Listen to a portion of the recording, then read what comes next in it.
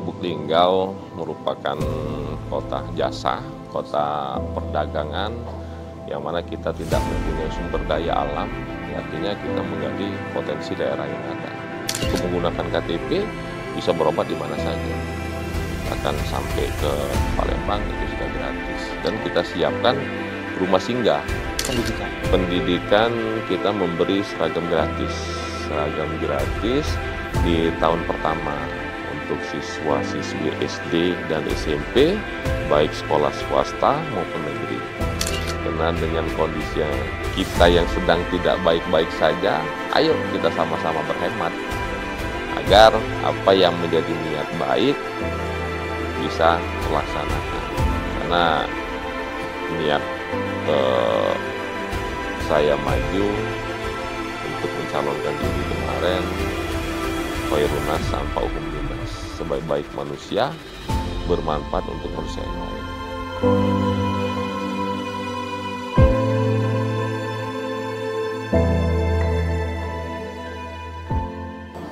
Assalamualaikum Tribuners. Hari ini kita akan ngobrol dengan tokoh yang sangat istimewa.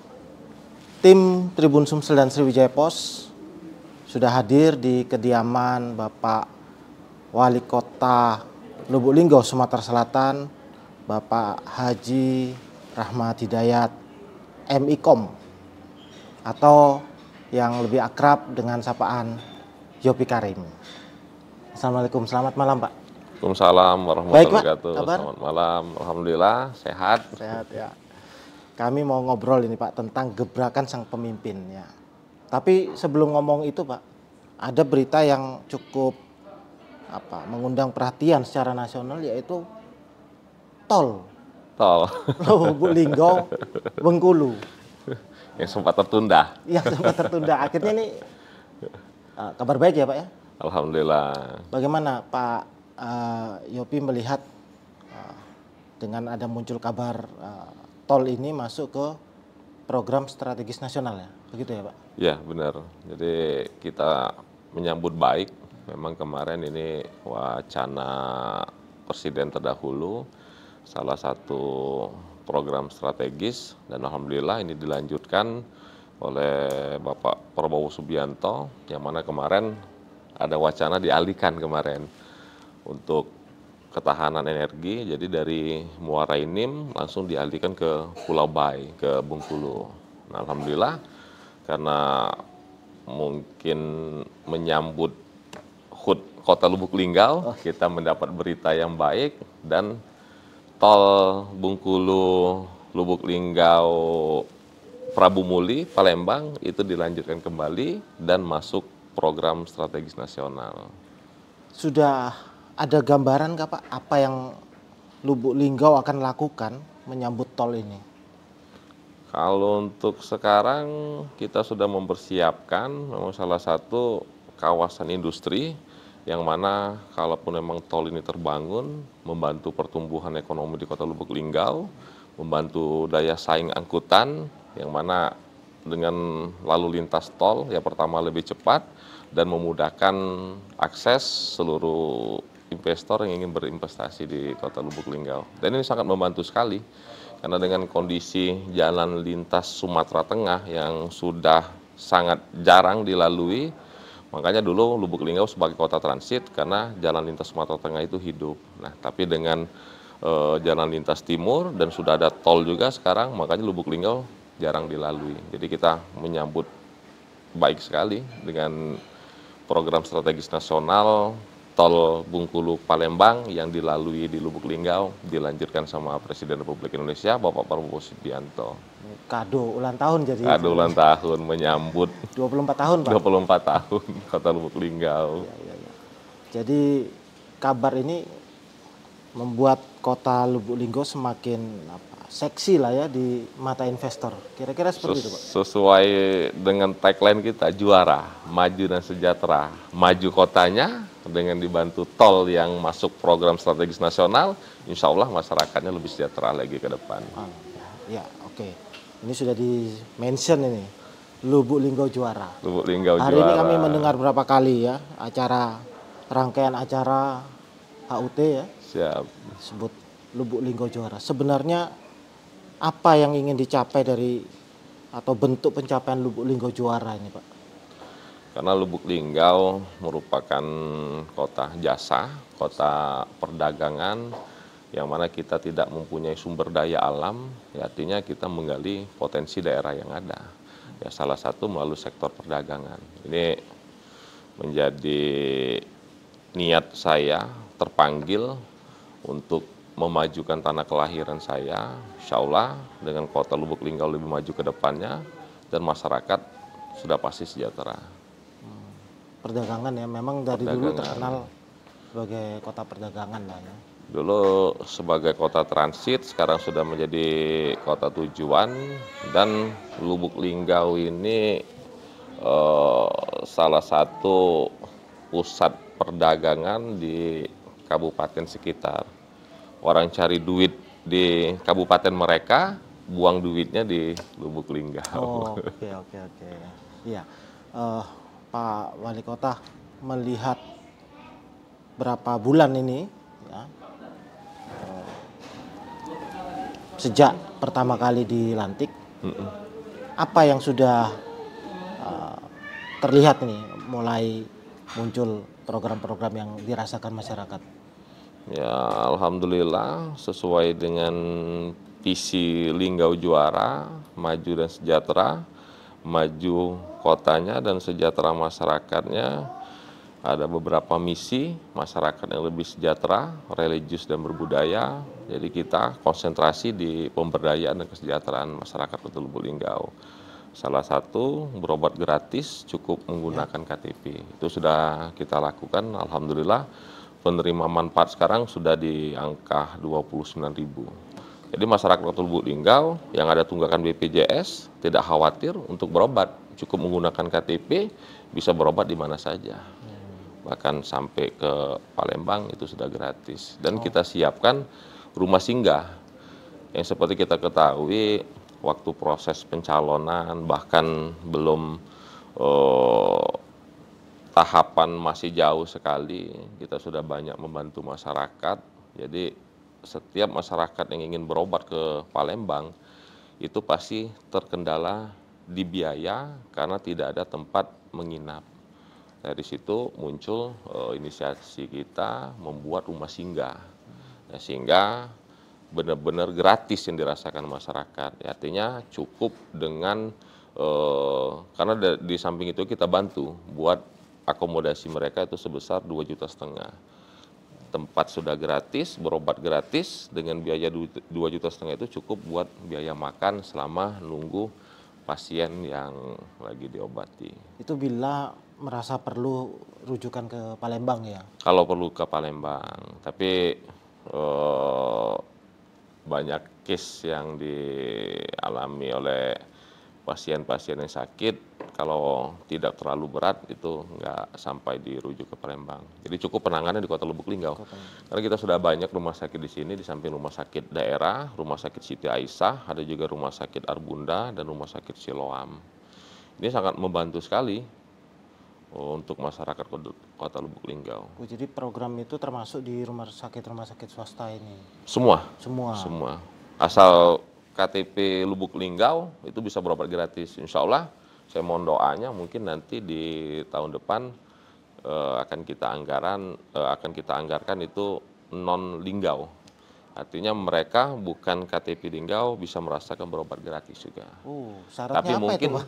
cukup KTP saja, cukup KTP tapi mereka berdomisili di Lubuk Linggau. Meskipun KTP luar? Meskipun KTP luar. Kan banyak juga karena kita ini satu rumpun dulu Bumi Silampari, yang mana Bumi Silampari ini merupakan Kabupaten Musirawas. Lubuk Linggau salah satu pemekaran dari Kabupaten Musirawas, dan Kabupaten Musirawas Utara juga pemekaran yang kedua dari Kabupaten Musirawas. Nah, artinya memang kita ini satu rumpun. Mungkin yang ada investasi rumah mungkin karena alhamdulillah sekarang banyak pengembang di Kota Lubuk Linggau, mereka investasi di Kota Lubuk Linggau, mereka tinggal di Lubuk Linggau, kan tidak harus ber-KTP Lubuk Linggau. Mungkin pas mereka lagi nginap di Lubuk Linggau, kondisi sakit, KTP mana? KTP Musirawas atau KTP mana? KTP Musirawas Utara itu bisa berobat gratis. Oh, Tapi insya Allah itu akan itu yang akan eh, dicoba kita coba di tahun depan lah, walaupun dengan kemampuan APBD kita yang lagi terjun bebas ini saat ini. Iya, iya. Jadi syaratnya adalah mereka berdomisili di sini, Pak ya? Berdomisili di Lubuk Linggau. Macam saya cuma lewat itu nggak bisa, Pak ya? Nggak bisa. Ya itu mungkin bisa saja, kalaupun tetap komunikasi, ya artinya ya karena itu salah satu syarat non linggau ya. Artinya mungkin pas lagi lewat kebetulan sakit, ada akses ke dinas kesehatan itu bisa kita manfaatkan. Ya, artinya kita tidak mempersulit lah. Nggak harus domisili di Lubuk Linggau, ya mungkin pas lagi lewat mungkin kita ambil kuota yang non linggau.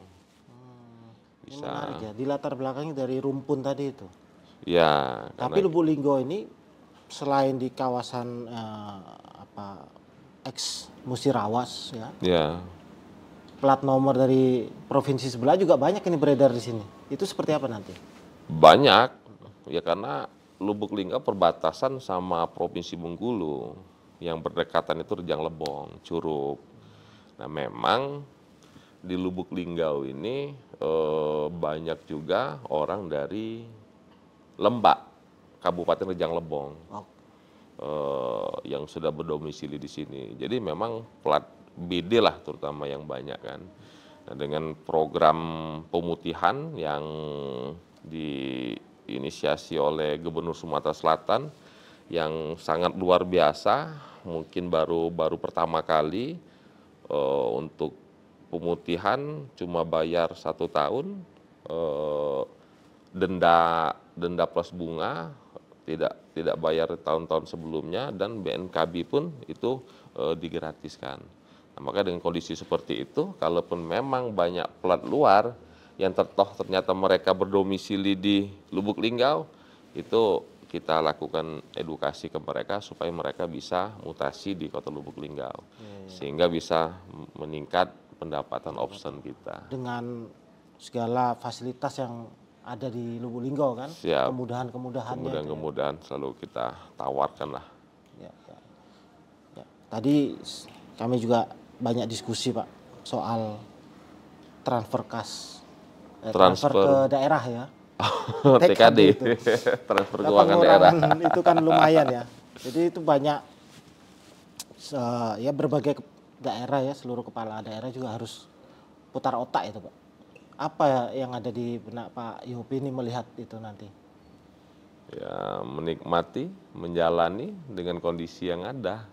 Karena tidak hanya Lubuk Linggau, dari 512 ya 514 kabupaten kota se-Indonesia memang TKD-nya semuanya berkurang. Dengan APBN naik 3.800-an, transfer ke daerah itu hanya 690-an T. Artinya setiap kabupaten itu berkurang.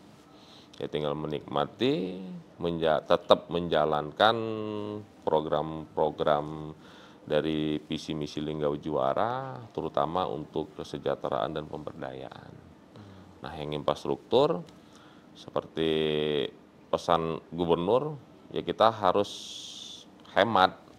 Seperti waktu kita dikasih jajan waktu SD, kita harus hemat karena buat nabung.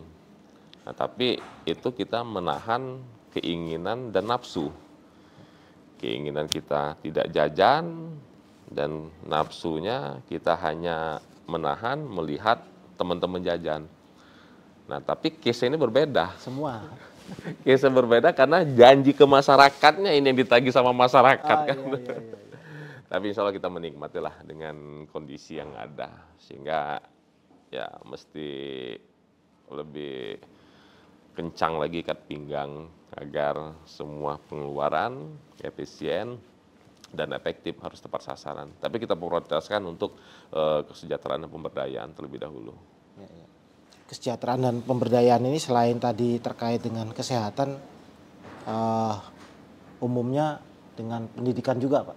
Pendidikan dilakukan untuk sektor itu, pendidikan? Pendidikan kita memberi seragam gratis di tahun pertama untuk siswa-siswi SD dan SMP, baik sekolah swasta maupun negeri. Berarti ini semuanya? Semua. Berapa ribu orang siswa itu? Kalau terdata sekarang sekitar 8.000-an, 8.800-an.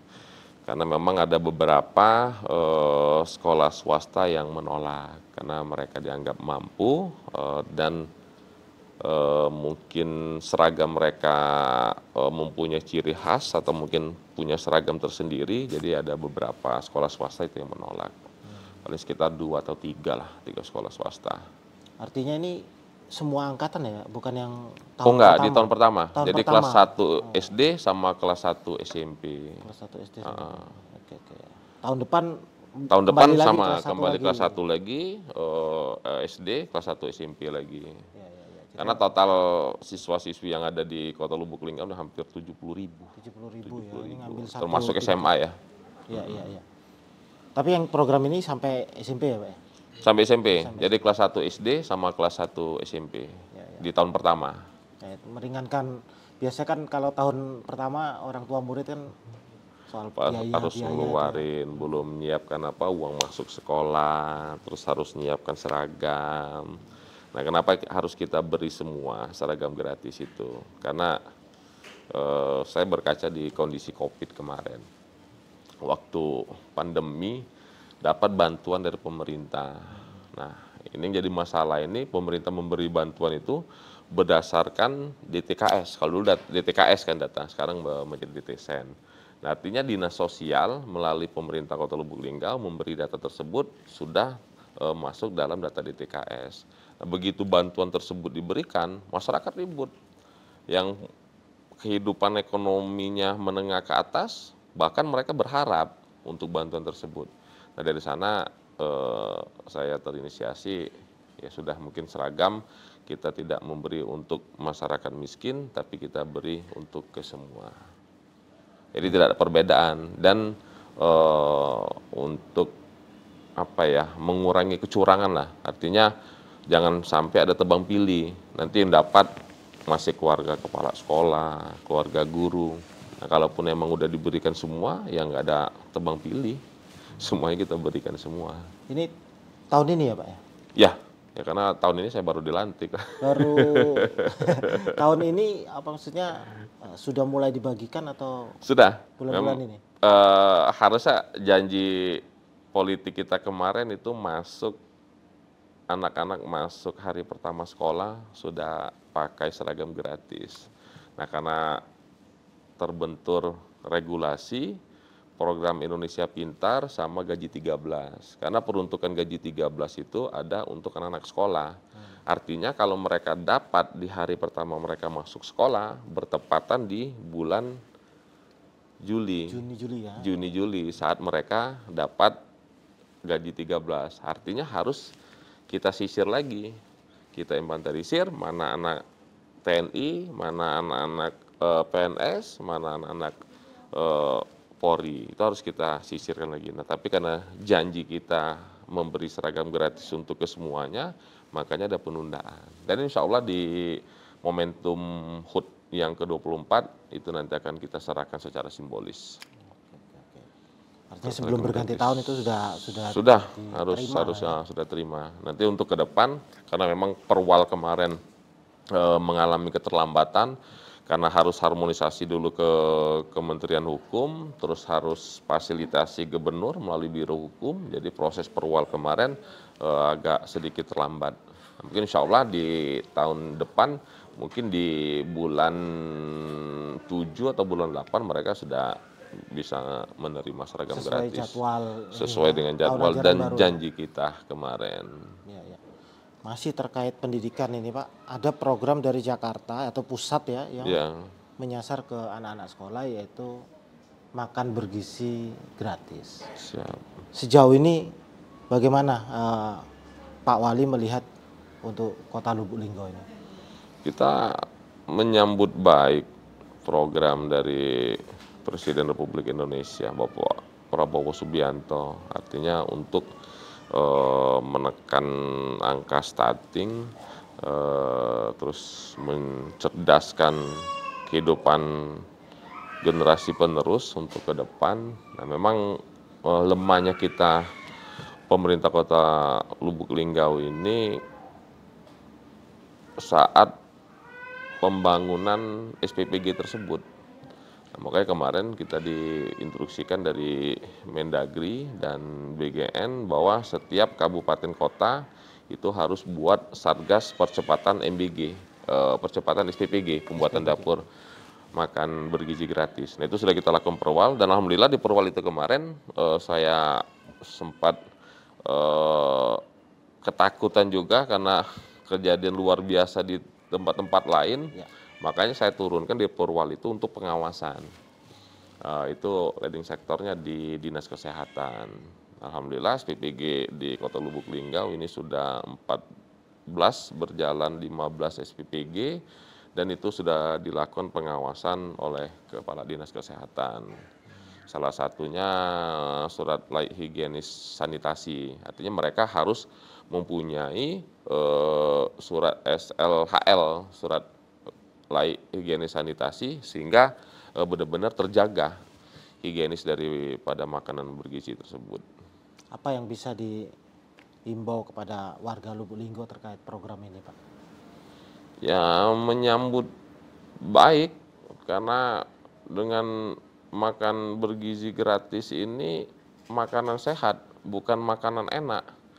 Karena terkadang orang salah tafsir, ya kalau makanan bergizi ini ya boleh dikatakan tidak seperti makanan enak.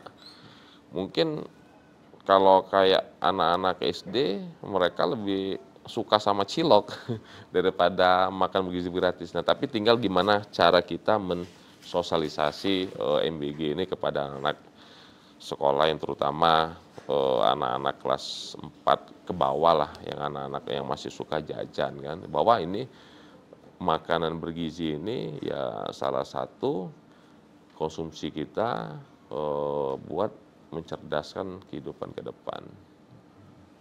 Ya, Pak Wali, terakhir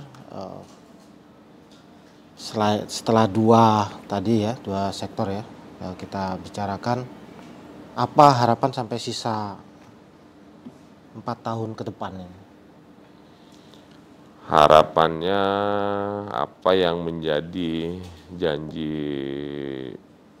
politik kita terkait di misi dari visi Linggau Juara. Yang pertama, masyarakat yang lebih sejahtera, religius dan berbudaya. Yang kedua, pemerataan pembangunan berbasis lingkungan.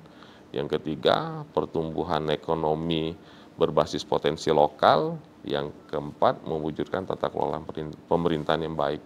Dengan kondisi TKD di 2026, pengurangan ini hampir 180 miliar, ya artinya kita harus bisa menggali potensi daerah, ya sehingga apa yang menjadi janji-janji terhadap visi misi kita ya bisa terrealisasi, sehingga sesuai dengan tagline kita, Linggau Juara, maju dan sejahtera, maju kotanya, sejahtera masyarakatnya.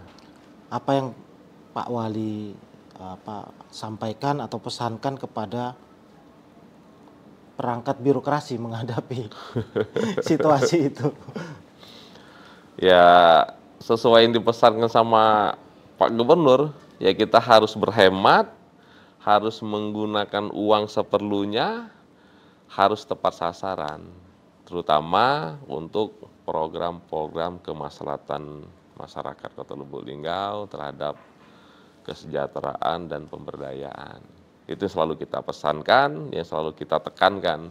Karena dengan kondisi kita yang sedang tidak baik-baik saja, ayo kita sama-sama berhemat agar apa yang menjadi niat baik bisa terlaksanakan. Karena niat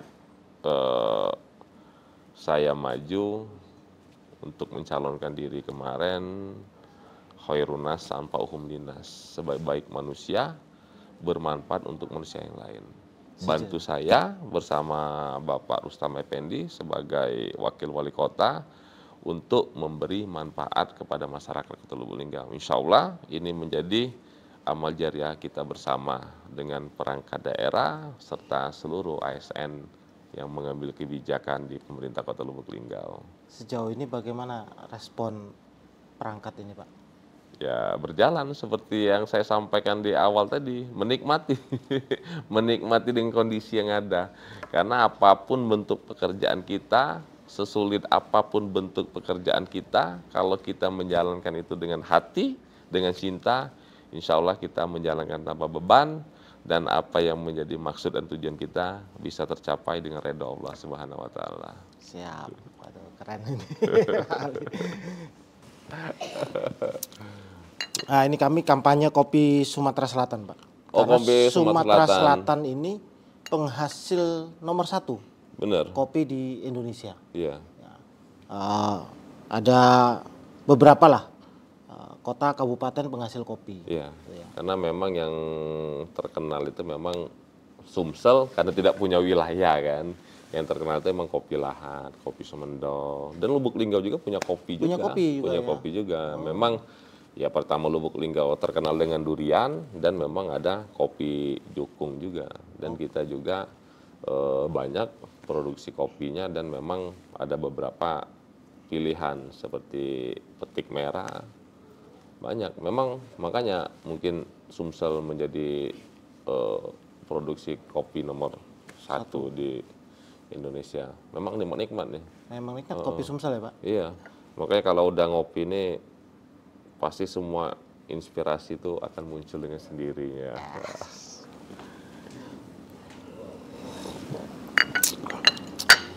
Karena seperti kutipan Bung Karno, saya lebih suka anak-anak yang nongkrong di warung kopi daripada anak-anak kutu buku. Karena saat kita ngopi, inspirasi kita akan muncul dengan sendirinya. Presiden yang sekarang juga suka ngopi. Iya. Ya kan. Waktu pidato kapan hari itu kan, mana kopi dulu? Saya harus minum kopi dulu katanya. Ya, Tribuners, demikian obrolan kami dari Tribun Sumsel dan Sriwijaya Pos mengenai gebrakan sang pemimpin dari Wali Kota Lubuk Linggau, Bapak Rahmat Hidayat MIkom dari Kota Lubuk Linggau yang ingin menjadi juara. Saya Yudi Tirsano, pemimpin redaksi undur diri. Salam.